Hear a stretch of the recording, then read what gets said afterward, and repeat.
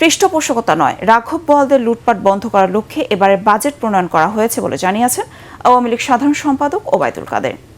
দলের যৌথ সভা শুরুর আগে সাংবাদিকদের তিনি বলেন, বিএনপি দেশকে ধ্বংসের দ্বারপ্রান্তে নিয়ে গিয়েছিল। তাদের আমলে যে লুটপাটের রাজত্ব সৃষ্টি হয়েছিল তার নজিরবিহীন বলেও মন্তব্য করেন ওবায়দুল কাদের। রিপোর্ট সৈয়দ রিয়াজের।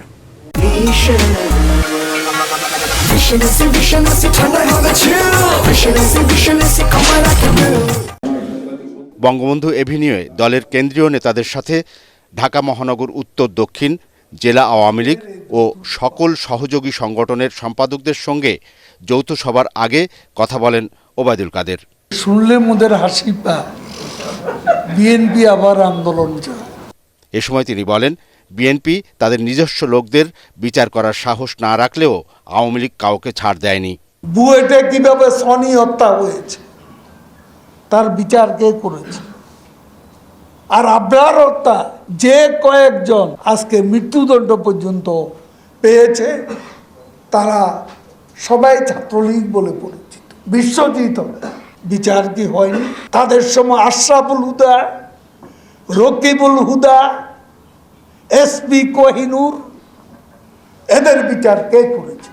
বাজেটে কালো টাকা সাদা করার সুযোগ বিএনপির আমলেও ছিল উল্লেখ করে আওয়ামী লীগ সাধারণ সম্পাদক জানান, সে সময়ে সরকার প্রধান ও অর্থমন্ত্রী তাদের অপ্রদর্শিত অর্থ সাদা করেছিলেন। কালো টাকা সাদা তো সাইফুর রহমানও করেছে এবং বেগম খালেদা জিও করেছে। সাদা করেন সাইফুর রহমান, এখন মৃত মানুষ, মরহুম বলতে চাই না, তারাও তাহলে দুর্বৃত্ত। এই বাজেটটা করা হয়েছে রাঘব বোয়ালদের লুটপাট বন্ধ করার জন্য, লুটপাটের জন্য নয়। আওয়ামী লীগ প্রতিষ্ঠার হীরক জয়ন্তী পালন উপলক্ষে 23 জুন রাজধানীতে জনসভা সফল করতে নেতাকর্মীদের এখন থেকেই প্রস্তুতি নেয়ার আহ্বান জানান ওবায়দুল কাদের।